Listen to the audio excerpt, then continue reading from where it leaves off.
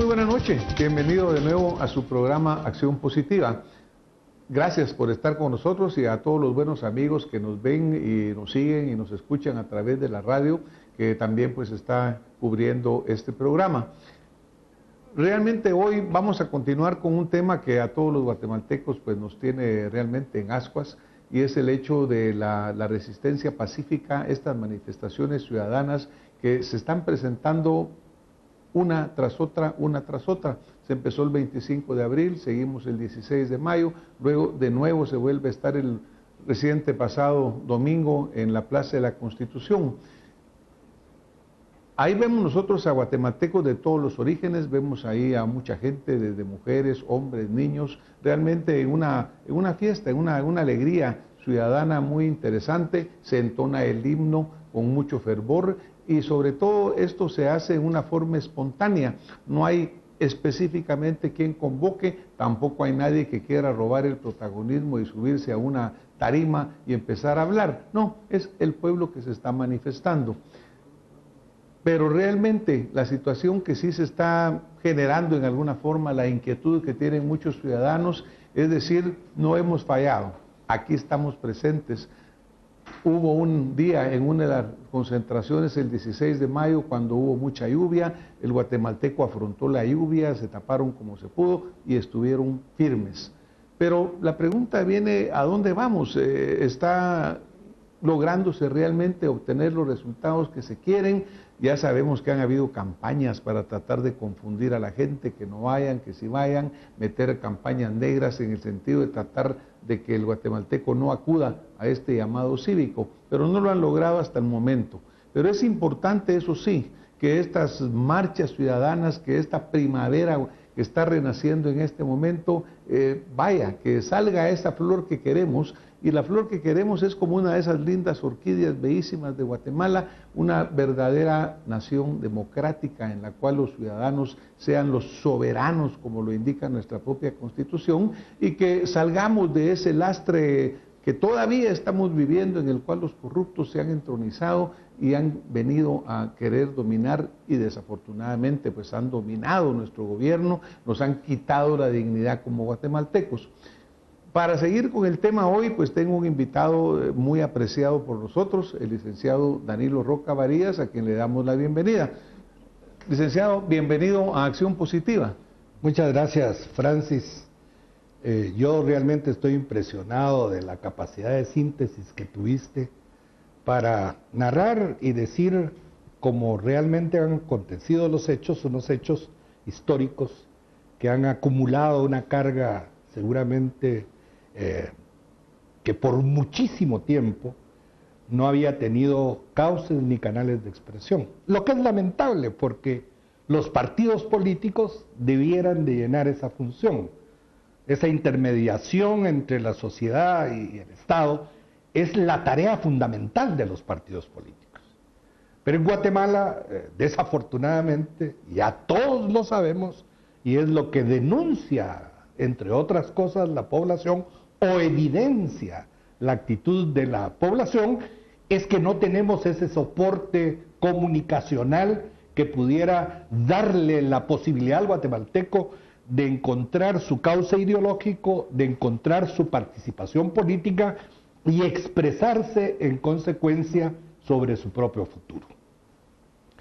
Esto nos ha llevado a que, gracias a la averiguación que llevó a cabo la organización internacional que nos acude a dar esa asesoría en Guatemala, y el Ministerio Público, de alguna manera, digo de alguna manera porque yo creo que todo esto que está sucediendo está al margen de la voluntad política de quienes están en el Ministerio Público, de los que están en la Corte Suprema de Justicia y de los que están en el Ejecutivo.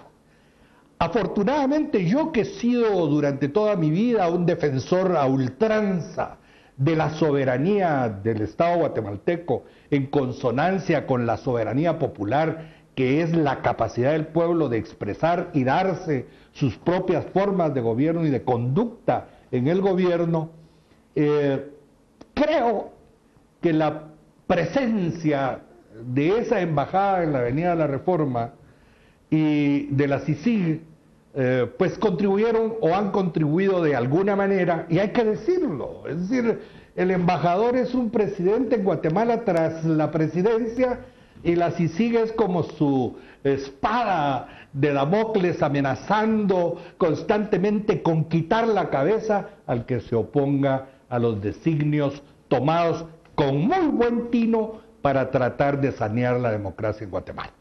Lamentablemente no fuimos nosotros, lamentablemente no fueron los dirigentes políticos, porque nos invisibilizaron, nos proscribieron del escenario político nacional para poner a una serie de actores secundarios que todos juntos tratando de elaborar una sola idea, no lográs entender qué es lo que persiguen, por qué es lo que han luchado y qué le ofrecen al país.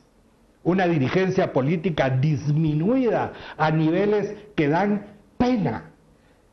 Es que decirle a un extranjero, a un visitante, ese es candidato presidencial en mi país, es casi como confesar que el país está en la ruina, como que se hubieran agotado las fuentes de creación intelectual, política, incluso verbal, para poder entonar todos una música que fuera de la satisfacción de toda la población, o por lo menos la esperanza de la población.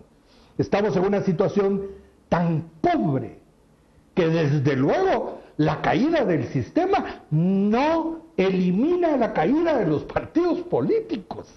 Claro. Si es la fuente sobre la que cae la responsabilidad histórica de estar como estamos. Entonces no puede ser que escojamos a Barrabás y crucifiquemos a Jesús otra vez, ¿verdad? Es decir, Barrabás son los partidos políticos y Jesucristo es el pueblo que va a irse a crucificar en un proceso electoral que de veras debemos de ser categóricos, no es ni oportuno, no es justo y no deja de ser contrario al ejercicio de algo que ha costado en la historia de la humanidad muchísimo esfuerzo y muchísima sangre, que es la soberanía popular, mi querido doctor. La soberanía popular es el resumen del paso de los siglos, que comenzamos con la sociedad primigenia, con la tribu, que comenzamos con la gente, que de ahí caímos a los imperios, a los reinados, a los cacicazgos. Finalmente, la historia constitucional de Guatemala, que comienza con la Constitución de Bayona, que la dio un rey, la dio don Pepe Botella, porque le decían Pepe Botella, era hermano de Napoleón, porque se mantenía con tragos el señor. Y entonces a Napoleón, que era el rey del mundo, dijo: vos te vas a hacer cargo de España. Agarraron presos a los reyes de España, y fue cuando los guatemaltecos muy animadamente dijimos: independicémonos, sin ninguna vocación republicana. Éramos la cabeza de la región centroamericana, y siendo la cabeza de la región centroamericana, dominábamos el comercio de Centroamérica para la metrópoli española. Claro, ¿qué espíritu republicano podíamos tener si éramos grupos especialmente oligárquicos los que controlábamos el quehacer político de la nación? Imagínate tú, ponemos de primer presidente a don Gabino Gainza, que era el representante de la corona de España en Guatemala, es decir, en Centroamérica y en la Capitanía General. Es como que nos salváramos del presidio y hacemos el líder del movimiento al alcaide o del presidio, lo transformamos en el héroe de la jornada.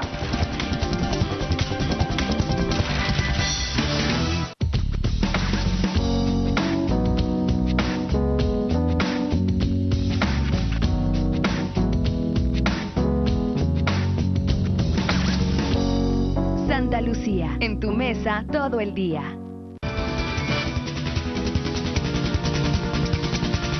Es como que nos salváramos del presidio y hacemos el líder del movimiento al alcaide o del presidio, lo transformamos en el héroe de la jornada.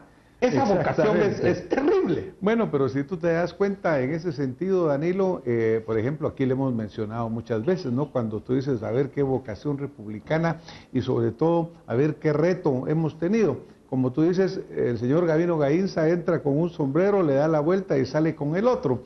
Y la historia sigue siendo la misma.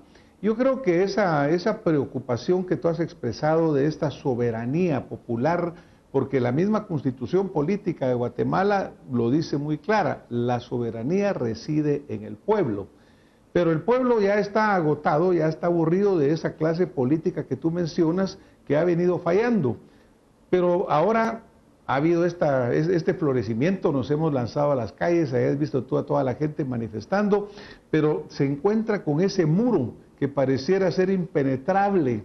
Aquí hemos oído nosotros diferentes opiniones, la hemos visto en los diferentes medios y hay varias posibilidades, pero todas como que llevan al pueblo a decirle, mire, ustedes están muy felices manifestando, ahí están de veras expresando ese valor y ese chapín de corazón que quiere salir adelante, pero mire, el sistema bloqueado. Está bloqueado por una razón, Francis. Por una razón, pero por ejemplo, dice, mire, aunque ustedes digan lo que digan, vamos a llegar a unas elecciones y los mismos van a llegar, los mismos van a seguir y aquí no va a cambiar nada. Pues tenemos que comenzar por decir no a las elecciones, no a las elecciones. El fenómeno que se dio en Guatemala en estas últimas semanas es que el señor presidente de la República ya hace lo que le ordenan estos poderes fácticos que han creado el tema de la renuncia de Valdetti y todo lo que hemos visto además. Pero seguramente la manifestación campesina, en donde ya se habló de la nacionalización de la energía, de la reforma agraria, les causó pavor. Y dijeron, bueno, si ya tenemos un presidente obediente, ¿para qué lo vamos a quitar? Si lo quitamos, creamos todo un proceso que puede llegar a tener consecuencias de veras demoledoras para el statu quo, demoledoras para el sistema oligárquico imperante, demoledoras para los monopolios, demoledoras para los explotadores, demoledoras para la clase política infestada, incapaz, incompetente y falsificadora de la dirección nacional, demoledora para todo lo que ha corrompido nuestro sistema democrático. Ahora está bien lo que tú mencionas, ¿no? Pero se puede suspender este proceso eleccionario, se puede prorrogar, no sirve, ¿verdad, Danilo? Porque para fin práctico, lo que el guatemalteco no quiere es simplemente suspenderlo, lo que quiere son los cambios verdaderos que permitan ya no elegir a los mismos, que no los diputados vayan arrastrados y los mismos que no han hecho nada, solo cobrar lo que sea, sigan con sus negocios. ¿Se puede suspender el proceso? ¿Hay forma legal de hacerlo? Yo solo te voy a poner un caso, Francis, que es histórico.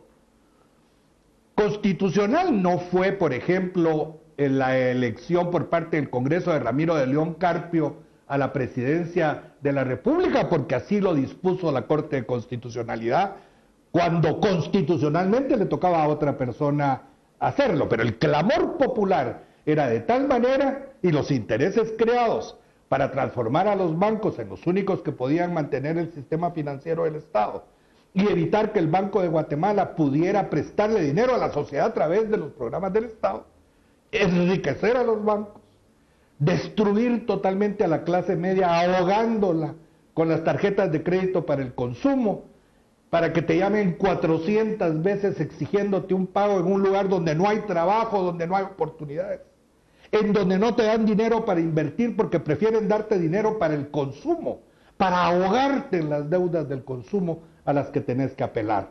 En esas condiciones tampoco fue constitucional, pero la Corte de Constitucionalidad dijo, efectivamente, sí lo es.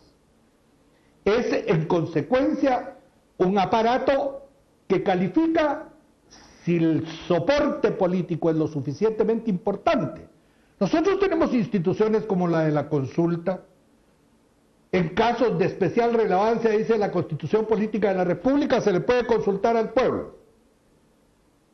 El Congreso de la República hace ese llamado al Tribunal Supremo Electoral, quien la realiza, con las preguntas que se tienen que hacer. Bueno, pues que hay que hacer esa consulta antes de septiembre, y la pregunta podría ser: ¿quiere el pueblo de Guatemala que se suspendan las elecciones? ¿Qué interés puede tener estos diputados de este Congreso, con excepciones, porque no podemos decir que no hay reglas sin excepción, pero qué interés pueden tener estos diputados en romper un sistema que ellos han venido gozando, corrompiendo por tanto tiempo? Eso sería como poner al lobo a cuidar a las ovejas. Esa es parte de lo que el pueblo dice. Mire, a ver, ¿qué interés pueden tener estos señores en cambiar algo si este sistema es del que viven? Bueno, entonces llevémoslo a una situación extrema de crisis, en donde lo que exige es la renuncia de todos, ¿verdad? Tienen 24 horas para renunciar los señores diputados al Congreso de la República, 24 horas para renunciar los de la Corte Suprema de Justicia. Vamos a formar un gobierno provisional que tenga la aceptación de los sectores más importantes de la población. Se suspende el proceso electoral y se le pide a la Corte de Constitucionalidad que, en aras del respeto de la soberanía popular, afirme que eso es legítimo, aunque no sea legal. Porque la legitimación del sistema depende justamente de esa capacidad que tiene el pueblo de elaborar sus leyes y de proponer la forma de convivencia social que más le convenga. Porque te quiero decir, Francis, que tampoco era justa la Inquisición, o era justa que quemaran por hereje a un señor, pero era legal. Hasta que dijeron: pues ya no hay que quemarlos.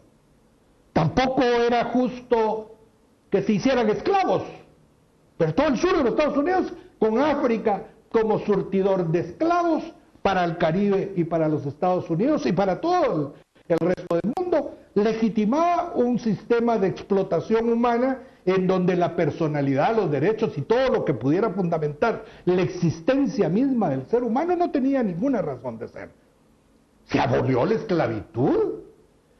Pero si el pueblo es el que realiza, después de miles de años, para llegar a reconocerle esa soberanía, porque antes al que se le decía soberano era el rey. Todavía en algunos lugares le dicen soberano a los reyes, o soberanos a los reyes.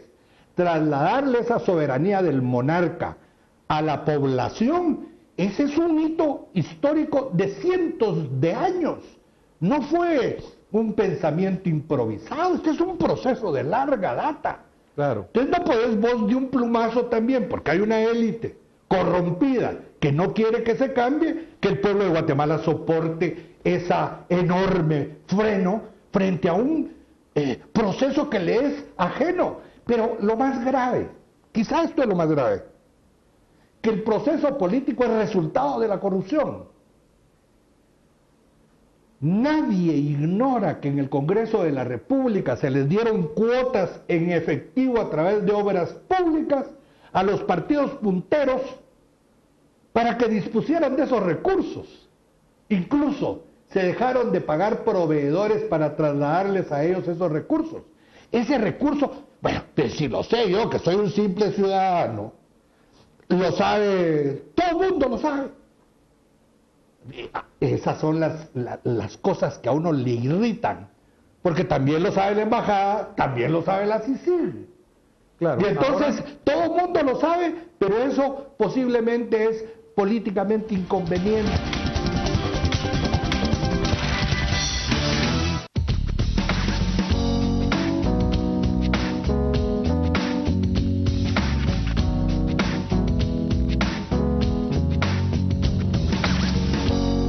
Santa Lucía, en tu mesa todo el día.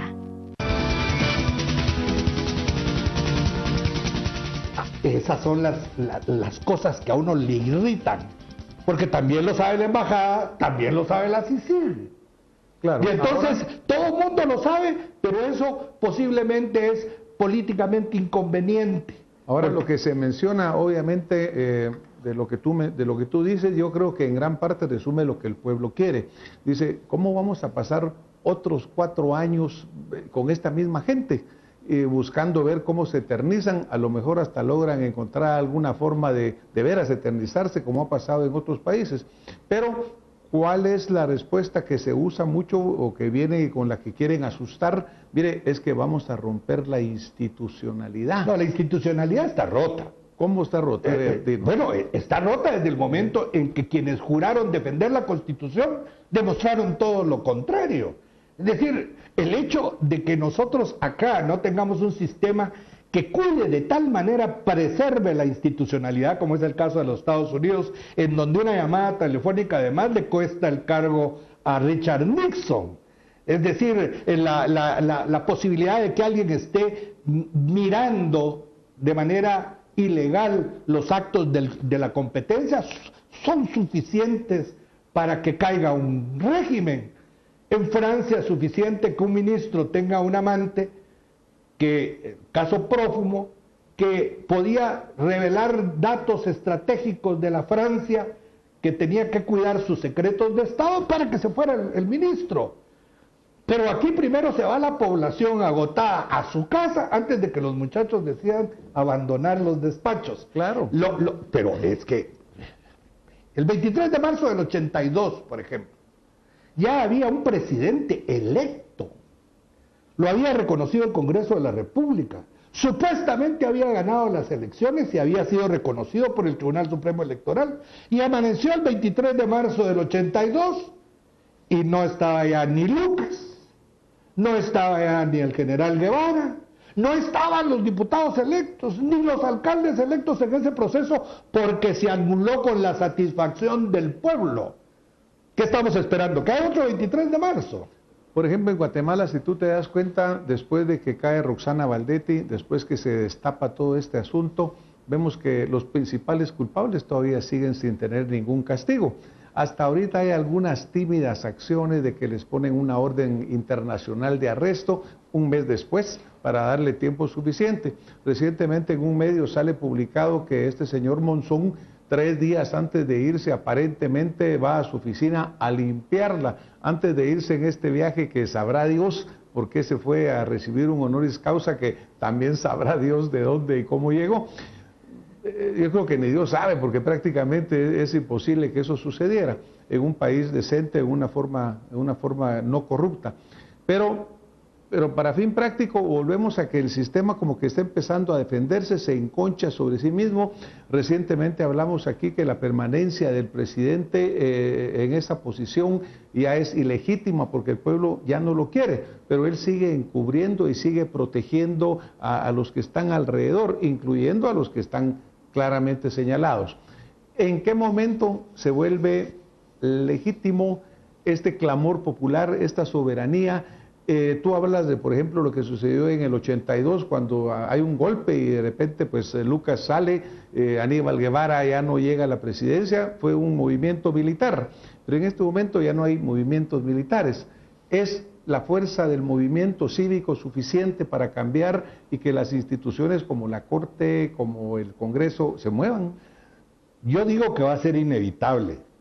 Es decir, si se necesitó el 23 de marzo del 82 que se movilizaran ciertos grupos del ejército para poner orden a aquel desorden extremadamente notorio, evidente e inaguantable, pues este es el experimento por primera vez de que la movilización popular es capaz de cambiar las instituciones sin derramamiento de sangre. La Constitución Política de la República no está hecha para oprimir al pueblo, está hecha para generarle felicidad, bien común, justicia social. No es el custodio de los pícaros, es el protector de la sociedad. Una Constitución Política de la República que no llena esas funciones se transforma en una carga demasiado pesada para la población.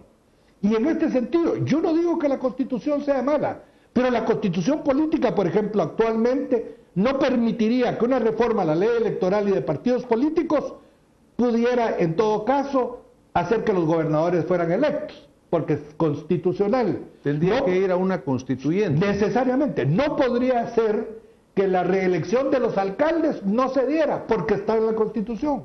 No podría darse que los diputados no fueran reelectos porque está en la Constitución. Entonces, si todo nos remite a la Constitución, lo que hay que cambiar es la Constitución. Y los que dicen que es el cambio a la ley electoral y de partidos políticos la solución, están mintiendo. Pero porque eso no es cierto. Porque están mintiendo buscando tener maniobras dilatorias. Sí, ¿verdad, es que no puede ser. Porque así vamos caminando y de repente te vas a encontrar con que el 6 de septiembre porque la ley hay que votar por quien no querés. Sí, la ley constitucional se modifica con las 2/3 partes del Congreso. ¿Qué la pueden hacer? Claro que sí. Absolutamente cosméticas, sin ninguna profundidad.